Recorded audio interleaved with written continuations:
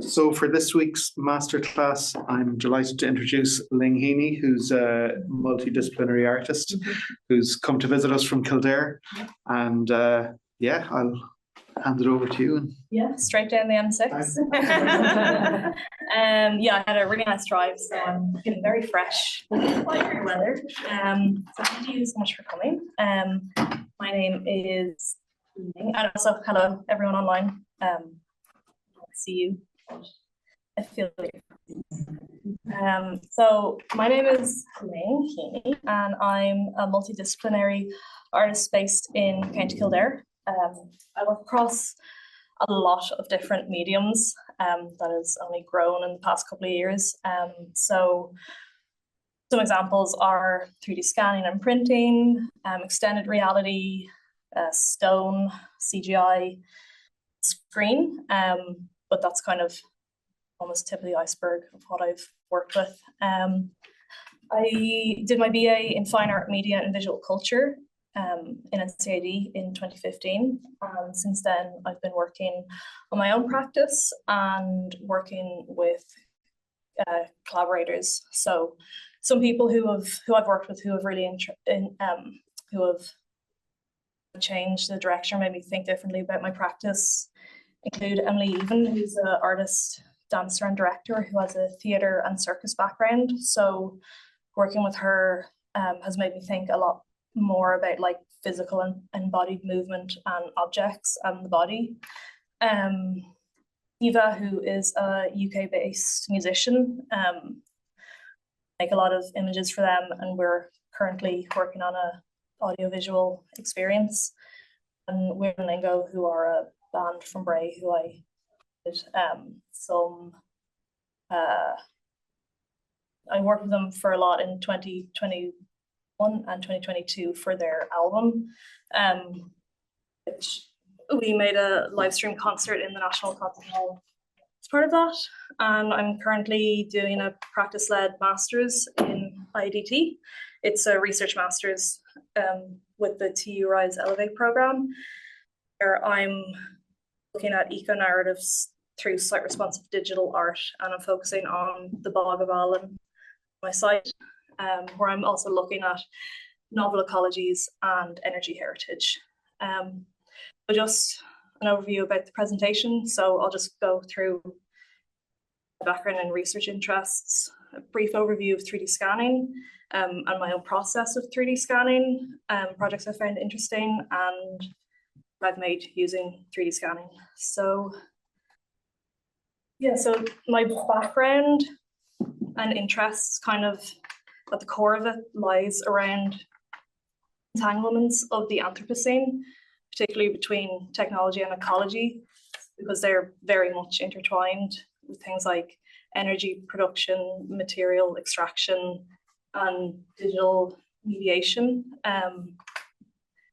Some things I've done which have really focused the direction of my practice kind of began when I was on this residency in the Burren in 2016, where it was kind of my first sustained experience with like field work. So actually going outside and working outdoors, because I had a media background, I was quite digital. So that introduced me to touching grass and physically gathering materials and observing the landscape. And then, so that's kind of like the catalyst of where my thinking sort of began. I've also worked as an artist in residence with the Courthouse Art Centre, which is an art space down in Tinhealy in South Wicklow. And they've always been so supportive of like whatever experimental stuff you want to work on. They're like, we'll find the space for you, just come on down. And I've had a great time just sort of developing my thinking around 3D scanning as a tool for preservation, particularly working with a local oak forest down there, which I'll talk about a little later. And then another residency I had was with the League of Stars in Greece, which was an artist residency and astro retreat.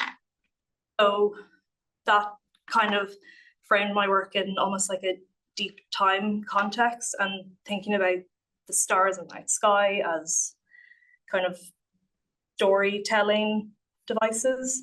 And from that, I also did the art and ecology post a professional diploma in NCAD, which was great because it's an outdoor space. It's like fully taught outdoors. So it really emphasized like presence and material awareness and ecology.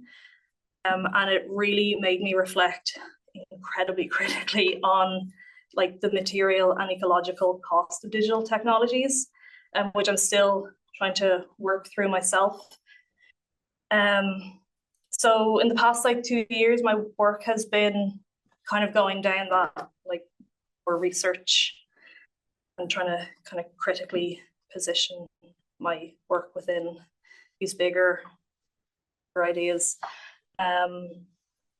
So from that, I'm going to talk about specifically 3D scanning, which is a process that I use a lot in my work. And I'll just do a very brief scanning. So what is 3D scanning? It's a process that captures the shape and surface details of real-world objects or environments and converts them into a digital 3D model. So it works by collecting like spatial data, sometimes from photographies, lasers, or sensors, and uses software to reconstruct this information into a virtual form. So very early, there's 3 different types that I've come across. One is photogrammetry, which is the one I focus on, which is using like multiple photographs of an object and using a software to kind of piece that together into a virtual object. And then structured light and LiDAR both use lasers. So it's like detecting the surface. I have it here. It is using lasers to figure out the surface of an object. So photogrammetry began kind of with the invention of photography as well in the 1800s, where this man, Aimé Lestat, was able to figure out that you could map a physical space from photographs and you could get more accurate readings. And then that obviously developed through aerial photography. So this is an image of New Orleans. And if you actually look really closely, it's loads and loads of images that are kind of pieced together. And then moving on from that, of laser scanning, which, like I said, was able to give more accurate surface detail. And they're used for, so what kind of started as using it to map landscape. Now you can map objects and create objects. It's still used within a landscape context as well. That's very brief history. And so I'll just talk about some projects that I found really interesting that work with 3D scanning. So I'm sure some of you know this one, the Discovery Programme. They're funded by the Heritage Council, and they are focused on digitally preserving Ireland's archaeological heritage. So they use 3D scanning. I think so. They use 3D scanning there from the document monuments like Newgrange, or they had this whole Omen 3D project, which was really interesting, to create these digital records of Irish heritage. So they've built this kind of digital archive of these models that can access online. And they also have worked on, I think it was Tara that they worked on, where they use the 3D scanning mapping, but also use CGI to kind of imagine what the area would have looked like thousands of years ago. So that's kind of like an Irish context for that uses 3D scanning. This was another project I found, which is a really interesting one, called Backup Ukraine. So it's It's a collaboration between UNESCO and Polycam, which Polycam is an app for your phone. That's a 3D scanning app. So their idea behind this was because a lot of buildings and public sculptures were being damaged in the war. They were encouraging people to 3D scan buildings and sculptures to create these digital backups. But what I really found interesting going through what people have uploaded is that it's kind of gone beyond public monuments, and people are uploading kind of personal items as well. So these are some Easter cakes from last year, and bedrooms and living rooms and cat, obviously. So I think it's really interesting that it's kind of become this archive of like an everyday life. And it's not just like a national heritage, it's like a personal and public one at the same time in this kind of shared repository. So yeah, I think that's a interesting project to look at if you're into 3D scanning. Sorry.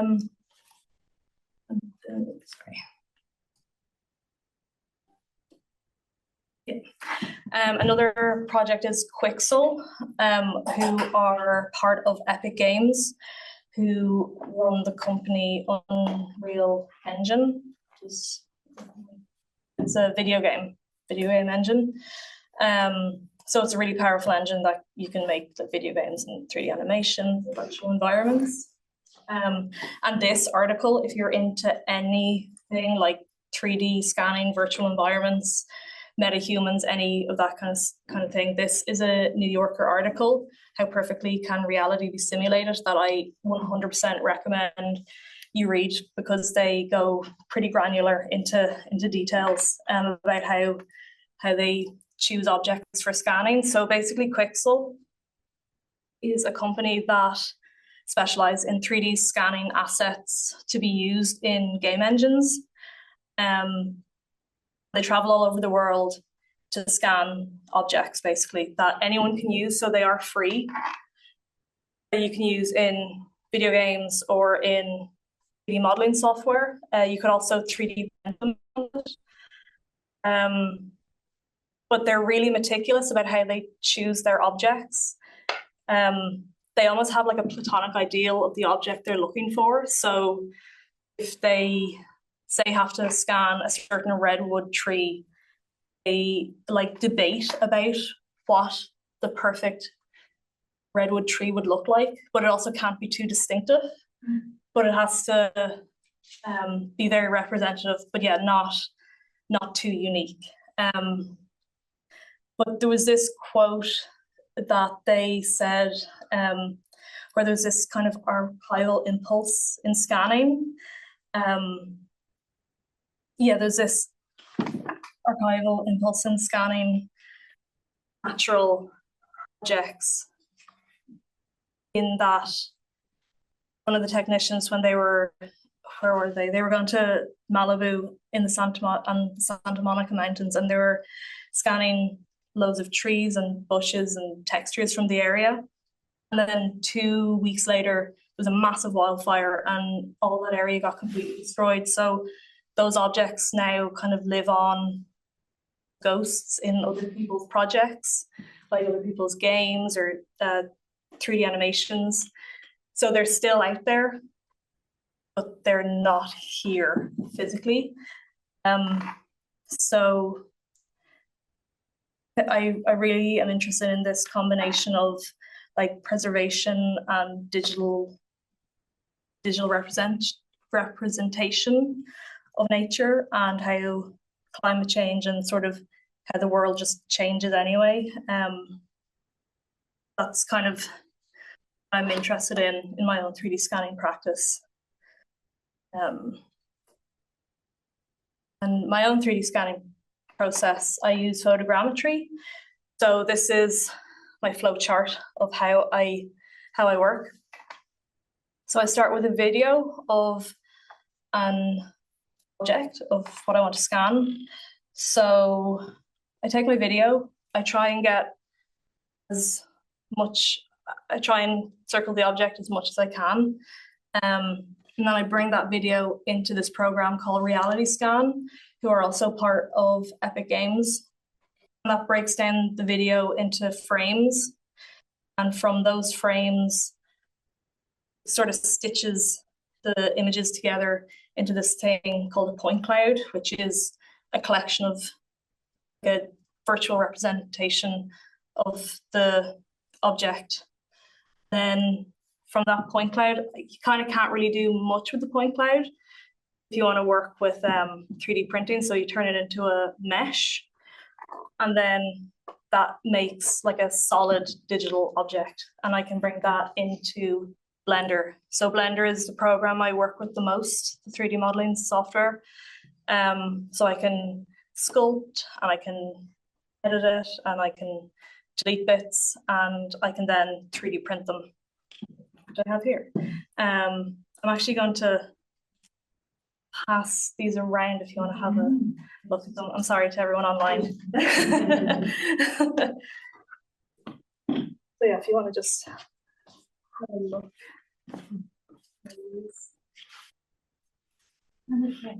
Yeah. Do you record it in your phone or particular device? On my phone. Okay. Yeah. So that's why it's quite handy, because everyone pretty much has a phone. Mm-hmm. Oh, I have one for everyone in the audience.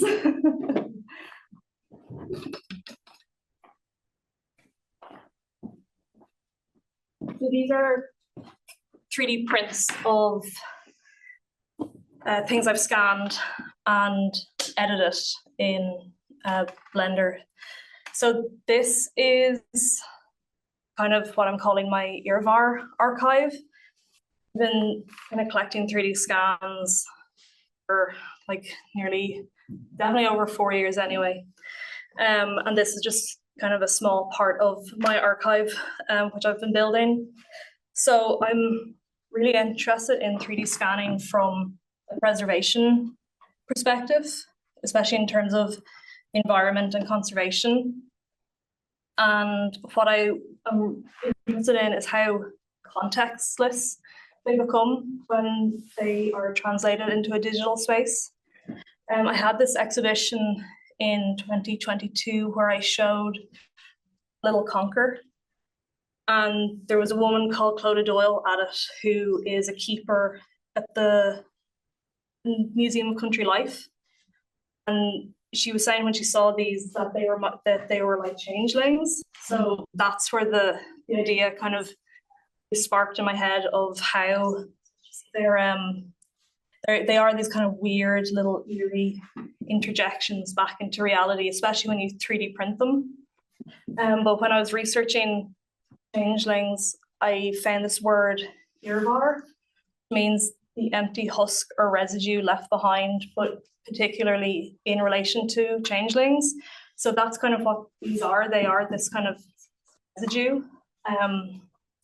And that's how I've begun to sort of think about my 3D models. And also what I like about 3D scanning is the fieldwork aspect of it, like having to go out and find these. So I get an understanding of the context that they're in, and then context I'm removing them from. So I kind of like working between the physical and the digital in that way.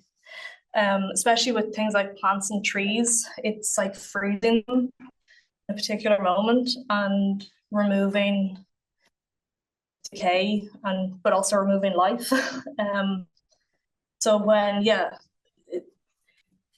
material changes, and this transformation, really interesting to me, and how nature kind of exists within the digital world.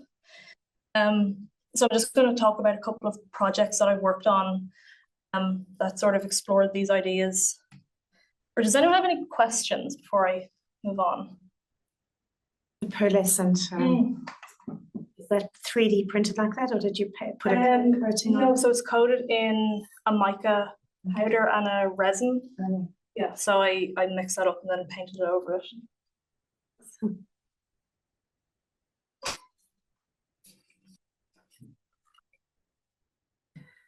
So, so the first project I'm going to talk about is called Sapling, which I presented at the Courthouse Arts Centre in Tinahely in January 2023.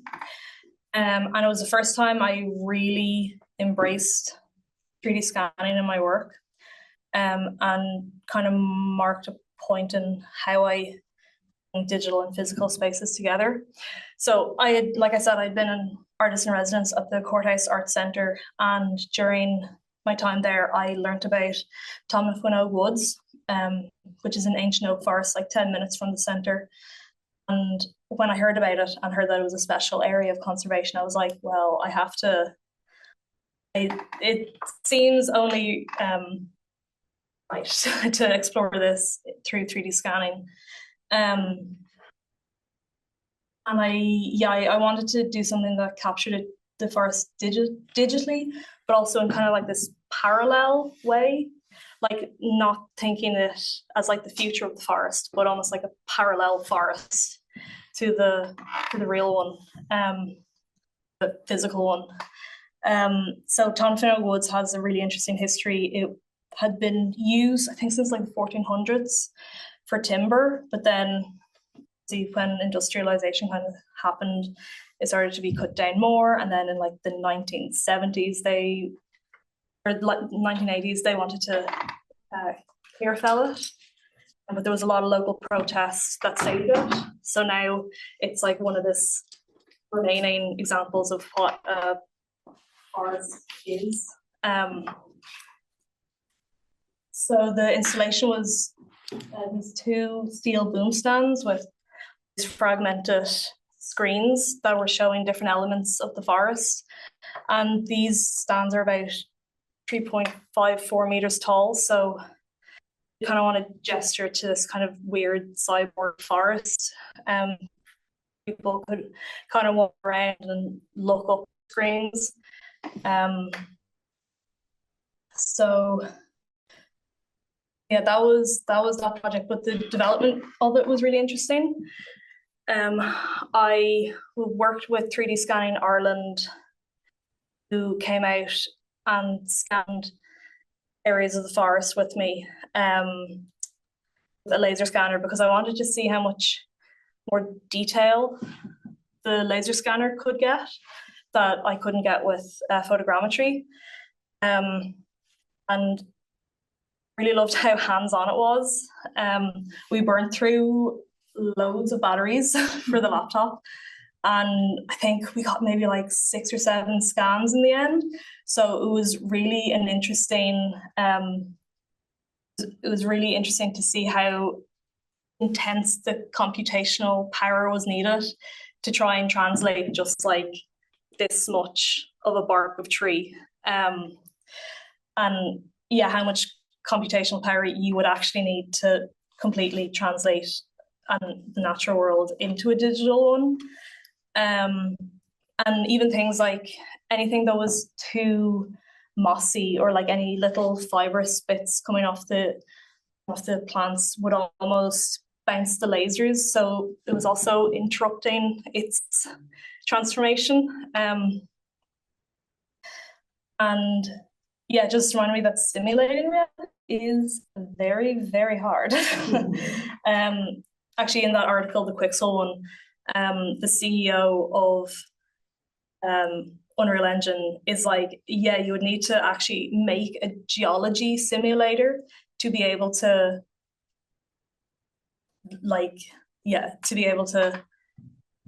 have things react how they would react in a physical world. So again, this is also tying back to my field work as well, and getting out of the house. So these are just some more stills and details from the videos. So yeah, it was just to create. So I just wanted to create this kind of weird, disembodied and duplicating. Sort of from here. weird kind of the textures, combining the textures from like the leaves and bark with textures that you could kind of only create digitally, like really iridescent colors. Let's have that play through for a sec.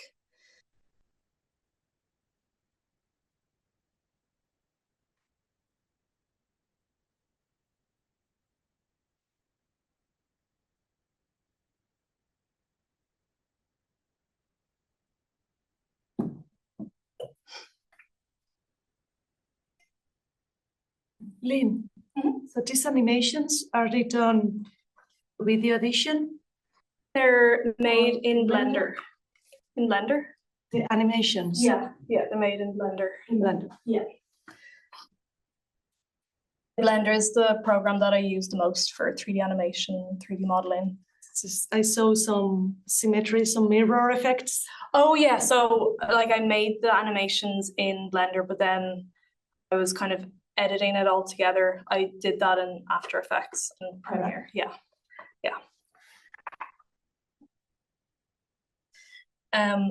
So this next project, World Without End, I presented at the end of 2023. So I kind of see it as a companion piece to Sapling, because I was working with similar things, with 3D scans and building these kind of digital natural hybrids. But what I found kind of interesting was that Sapling was a very kind of controlled environment, the installation that I had set up. Whereas this one had a lot of natural lighting, and that seems kind of important to me. So instead of kind of screen-based work, I shifted towards making physical objects. So I 3D printed my own scans, but I had also gone into the scans and kind of drawn around them and worked them even more, so that when I printed them back out, they kind of looked like these weird hybrid objects. And I was also kind of, the scale was different. The scale was a lot smaller, so I kind of wanted to, whereas Sapling was kind of gestured to like a forest and expansiveness, this was very kind of focused, and you had to look closely at all the details. So I ended up thinking about it like an uncanny nature table, because when I was laying everything out on the tables, I was like, oh, I kind of reminds me of being back in primary school and like bringing in the conkers and bringing in the interesting leaves that you found. So I also incorporated a single germinating acorn from Tomna Funog. So it was like these sort of digital shells also containing their parallel life of the forest. They are these kind of like weird speculative organisms that are kind of like digital and physical at the same time. And so, yeah, so that's kind of the two main projects that I've worked with 3D scanning. This one is a massive project. I could actually just talk for an hour and a half about this one project alone, but I'm just going to briefly talk about how I use 3D scanning within it. So this is a sculpture that I recently made called Trace Element, and it is very physical. These rocks are nearly a ton. The big rocks are nearly a ton each. In order to make this piece, I see it as a very digital piece as well, because I digitally designed it before I even started making it or finding the rocks. What I did was, when I was looking for rocks, I went to this quarry in Wicklow called McAvoy's, and they were great. They were like, okay, just go wander around the quarry, find what you like, take photos of the rocks if you want, and we'll will get them for you and you can see them kind of on their own. So when they do that, I would 3D scan the rocks and I would take measurements, and then I would bring those rocks into my Blender file that I was designing the piece in. I was able to kind of scale them up to how they, like, their real size, and play around with the positioning of it. So that saved an awful lot of manual labor. So that's just kind of like a really practical application of how I've used 3D scanning. Also really taught me the value of like weight of the physical world, because it's very easy to move rocks around in Blender. Did you have the physical rocks then in the exhibition, or? Yeah. Oh yeah. So they're the real rocks in the previous slide. They're the real deal. Bring them into that space. How did you bring them into the space? Spider crane. Yes. A very interesting logistical project.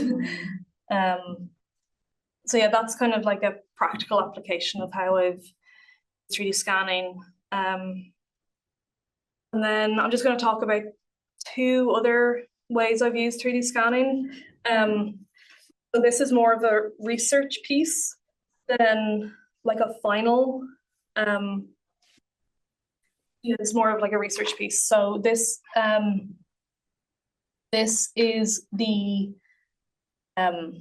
this is from the end of a residency I had in Merit's Innovation Think Space down in Naas in Kildare, and was supported by the Kildare Arts Office and the Performance Corporation. And it was a 4-month long residency. And in this space they had, it's like a tech co-working hub. So they had access to loads of headsets. And I ended up using a Microsoft HoloLens. So if you don't know what the HoloLens is, it's kind of like, it is a headset, but it has like this clear visor on it. So you can see everything around you. You're not kind of contained within like a VR headset. So I really liked that aspect of it. It felt very seamless. And for this project, what I did was, again, working with my 3D scans from Tána Fionóg, I stripped away all the color from them and turned them black and white. I found that kind of really broke their connection to the landscape that they came from. And then when I brought them into this kind of more corporate space, it kind of felt like that's where their place was now. So when you put the headset on, you can walk around them and you can get really close to the digital objects, but you can kind of put your hand through them. So they're kind of like these little ghost remnants. And also it was really interesting having them in this sort of corporate setting, because it sort of ended up looking like some of the trees were like growing into the aluminium pipes. So that was, it was interesting to think about how digital work could be used and extended reality could be used for site responsive work or site specific work, because these trees could be totally unfixed and kind of moved around and integrated into the physical space as well. So when I had people put the headset on, they couldn't see anything. To activate the trees appearing, I had them, I had them put their hands on a piece of topsoil that I had from Tána Fionóg Woods. So they would put their hand on it, and then these particles would appear, and then the trees would appear. So again, I never really worked in this way before. I've never really made interactive work or immersive work, but it was an interesting way to kind of bridge the digital and the physical. So yeah, the physical earth kind of triggered the digital forest.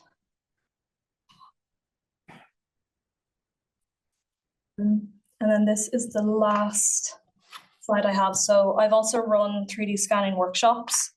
The most recent one was part of the Beta Festival in Dublin. And I found it to be a really interesting way of introducing people to 3D scanning. So usually I'll give like a very brief, like 10-15 minute introduction about what 3D scanning is. And then we just get into making physical sculptures, small physical sculptures with clay and with paper and loads of different kinds of materials. And we just kind of sit around and talk. And I show people how to 3D scan. I have my computer with me, so we can turn their sculptures into 3D models.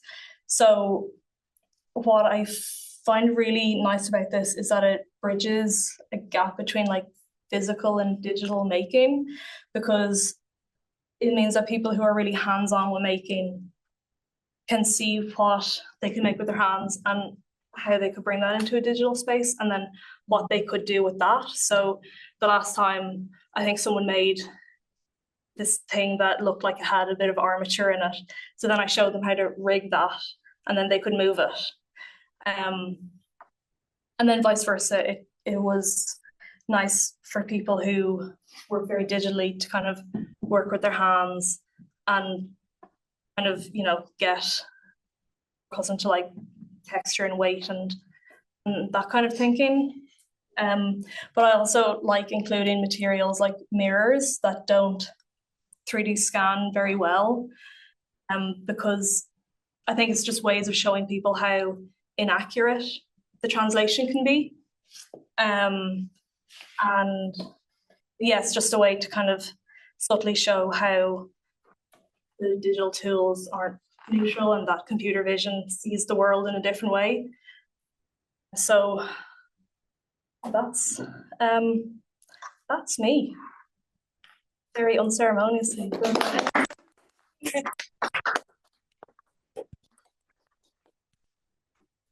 So if anyone has any questions.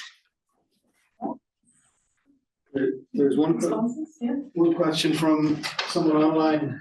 What would you estimate are the bounds scale-wise of what can be captured with your usual process? I suppose it depends on how much detail you want to get out of it.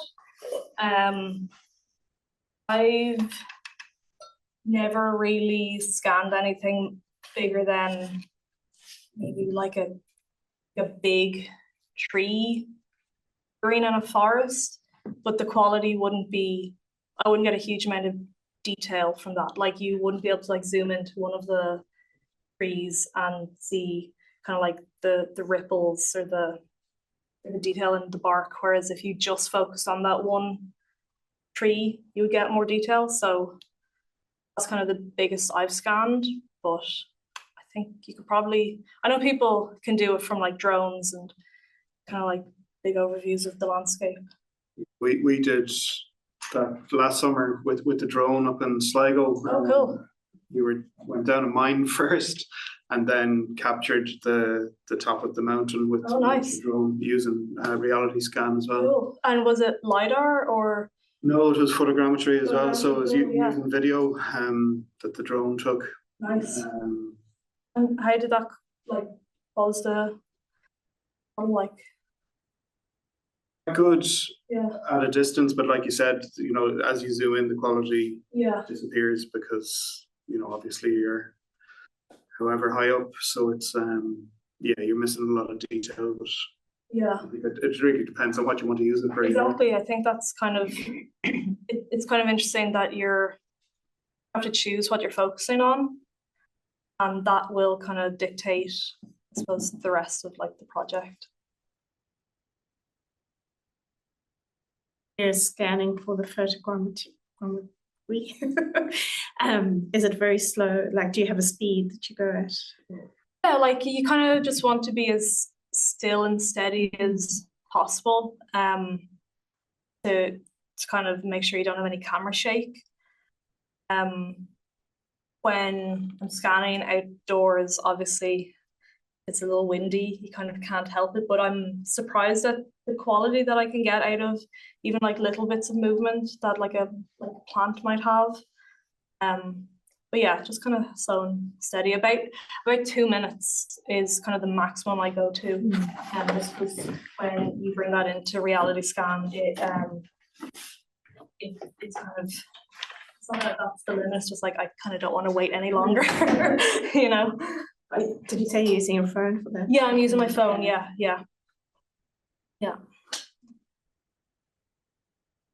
The chaos that's brought in with the mirror and the Ukrainian project where people went off topic. Yeah. And it's so good because we're so trained to think that the digital technologies are absolute, definitive.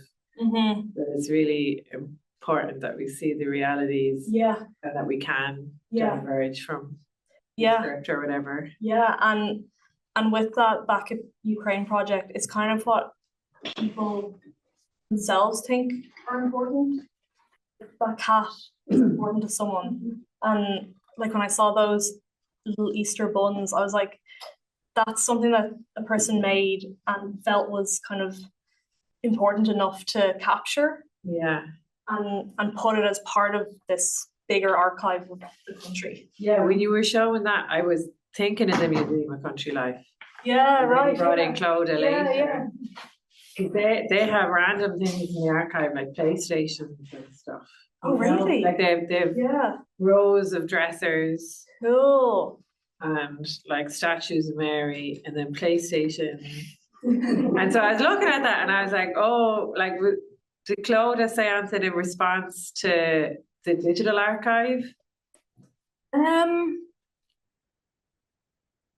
Can't remember. I remember she did say something about the Concords did remind her of the pair hurling balls that are there. I think they 3D scanned those objects because they were scanning objects that were really fragile.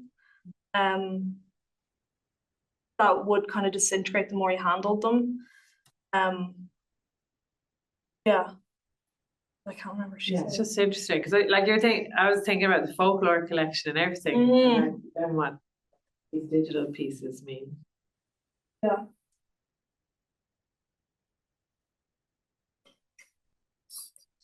The HoloLens project. So you're on a 4-month residency. Yeah, that was last year. That ended in May last year. So that was that was kind of like a research that came out of that. What was your process around? So you honed in on the HoloLens. Your process around to know the tech and play with it. It was like a lot of their experimental tech like it. It was a huge learning curve. I worked with Unity game engine for it, which I hadn't used before. I'd been familiar a little bit with Unreal Engine, and then I was like, I think it's HoloLens and Unity, their bridge, they just have like a more inbuilt kind of bridge between it. So there was a lot of like, why isn't the tree appearing there when I put it there? It was really interesting. It was like the process almost kind of happened when I presented it to people, because seeing people who have kind of no context for the digital work, like a lot of people were kind of, at first, I mean, it was people who worked in in that space, and people from like the climate action team from Kildare came and saw it as well. It was really interesting. A lot of people were like, oh no, I don't like headsets, I don't really want to put it on, but I was like, no, it's actually like you're not going to feel dizzy wearing it, because you can actually like see the world around you. There's no delay on it. And then when they put it on, they kind of had the same reaction I had when I tried it for the first time, which was like, oh, this is kind of the magic of tech that people that I've heard people say, because it's so yeah, there's just like no delay or anything. It's like the digital object is there on your table. And yeah, it was just really interesting seeing how people were moving around the space, because there was these sort of little pixels that were floating around, and some people just went and followed them and just ignored the scans. Is it comfy to wear the HoloLens, or? It's more comfortable than VR headsets, but it's still kind of, you still have to take your hair down or tight it on the back of your head. But if you have glasses, it's fine. So that's usually a thing for me, is that I don't like taking my glasses off. There's one in the case there. Oh, you have one? And do you have stuff in it? Don't know. I don't think so. Maybe some demo content, but nothing as cool as. No. Would it be okay to see one? Yeah, absolutely. Yeah. Yeah, Is there an age limit on them? 13. Is there any? I actually don't know. I don't know. I know that Yeah, sorry, now I give it to HoloLens, they've stopped making them now. So the HoloLens 2 is kind of the last one of that sort of visor. Right.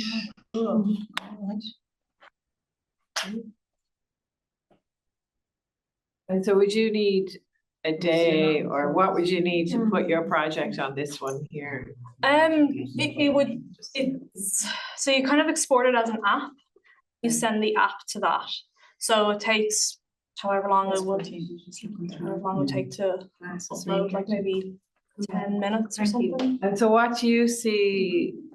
Do you want to work with them more? It's age 14. I'm kind of putting them sort of like to the side for now. You've done that for now. Yeah, I've kind of done that for now, because I'm looking at how digital work could respond to sites, but at the same time, don't know how. I'm still kind of questioning myself how beneficial an interface is when you're outside and you want people to kind of engage with the environment around you.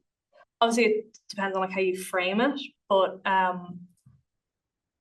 had toyed around with the idea with like an augmented reality app on your phone, but then I was kind of like, what if you get like a email or a message while you're while you're using it? Like, I'm definitely like not as interested in using like phone-based things, but I'd like to come back to it. But I'd like a reason to come back to it. Be hard to marry the two. Yeah, and that's kind of hug the trees. Yeah. And work in the computer. Yeah, totally. Yeah. So yeah, there's just so much like juicy tension in all of that. Yeah. There's a lot in there. Like I could spend years doing this. Yeah. And still just have more questions. Yeah, there's another scanning project. It's an island in the South Pacific. The two blue, yeah. They're scanning that because it's been drowned. And they're making like a digital version of it as well. It's like that kind of like anxiety archive. Yeah. Kind of is interesting with that. Yeah. And how saving things that we're also destroying. But sometimes I'm kind of like, I still have to give myself like as well. Yeah. You did that with the ash trees, didn't you? And they were all. Yeah, I was just going to say. Yeah. Storm. There was a piece in the arts festival. The two guys who did it gave a masterclass here. It's on YouTube on our channel. John Keneally and Conor Maloney. Funeral for Ashes was the name of the piece. Nice.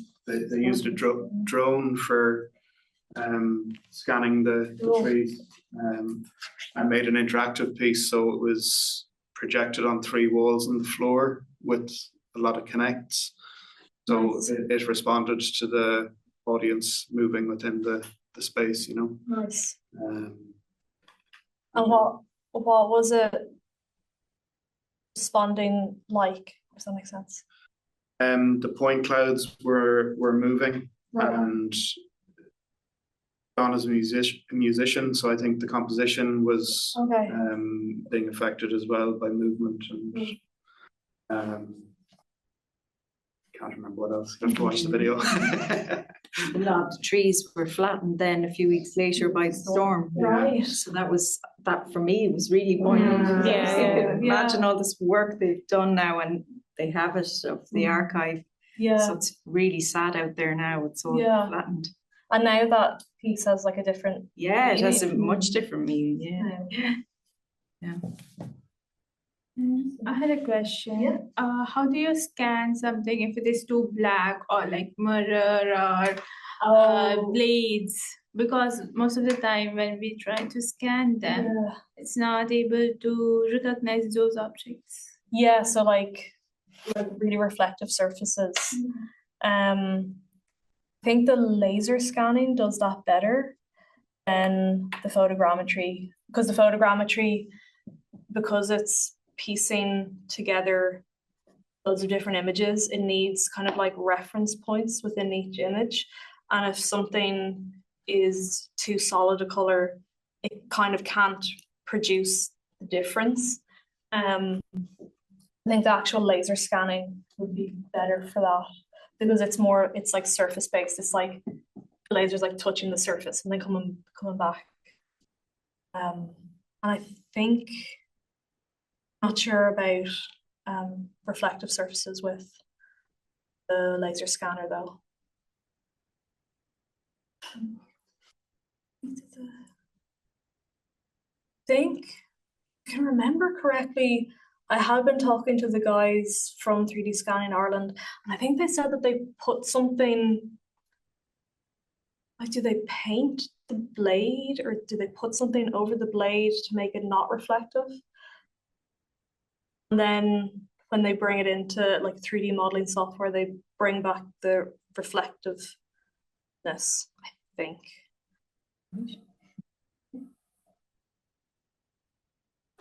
And so are you into working in VR or? I haven't done anything in VR, no. I think because I see things like the art and ecology course, that really sort of redirected my focus to being very present and physical. But that's why I really like the HoloLens, because the HoloLens is like a combination of the two. Kind of, I think I'm not going to say never, but right now I don't think I'm as interested in kind of going somewhere completely different. Yeah, no, it's cool because you're using all the softwares that lead you to VR, but you're not putting it in VR. I like it. Yeah, well, that's why I like the extended reality part of it, because it's just, yeah, having I mean, like I've tried VR projects that I love and have not changed my thinking, but like that I understood why they used it, and that it makes sense that you tell like a certain story through VR. But for me, I'm just not, I don't think what I want to tell suits VR myself. I'm sure other people are dealing with the same topics and doing it in VR and doing it great. I just haven't seen those. And yeah. I love the oak, the acorn in your plastic.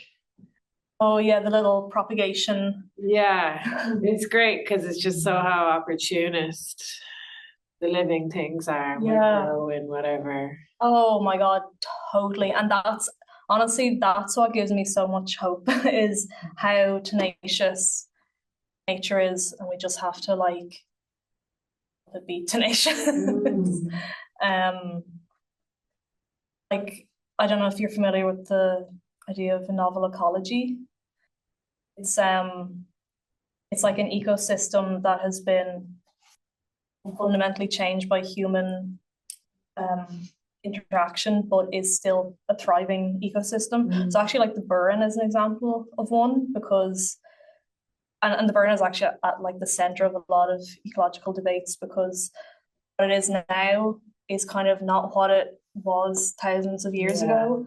because of things like agriculture and grazing. But now that I think sheep are being removed out of certain areas, so I think it's like hazel trees are growing again in areas where we're not used to seeing them. It's just kind of like this, like it's not wrong. It's just doing its thing. It's just responding. But then maybe there won't be the gentian or whatever. Yeah. The different flowers or something. Yeah, exactly. So it's like, where do you kind of, like, the idea of like conservation is very almost like, how do you, like, what decisions do you make to keep things as they are, and what decisions do you make to let it become something else? Like, that's why I'm really interested in the bog, because it's been because peat extraction for energy isn't happening anymore. Like, extraction is still happening for different things, but to the same industrial extent, it's not happening. So a lot of those bogs are being re-wetted. There's areas that kind of will never go back to what they used to be.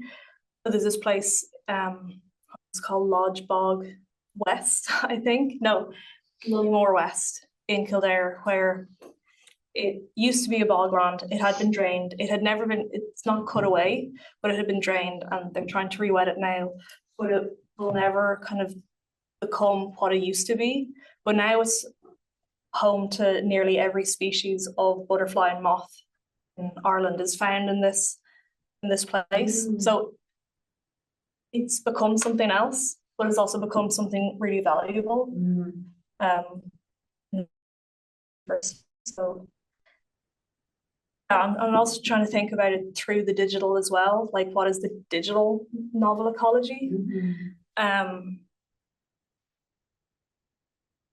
Yeah, there's this book that came out it was in November last year, called Digital Ecologies, and they're talking about this. They're like, our experience of nature is mediated through technology. Like, what we know about the deep sea, people, like, our physical bodies, like, haven't experienced it, but we're getting sensor data back, and we're getting video feedback, and that's how. So we're mediating through technology these spaces, and also, like, what we know about climate change is that we know that the climate has been different in the past.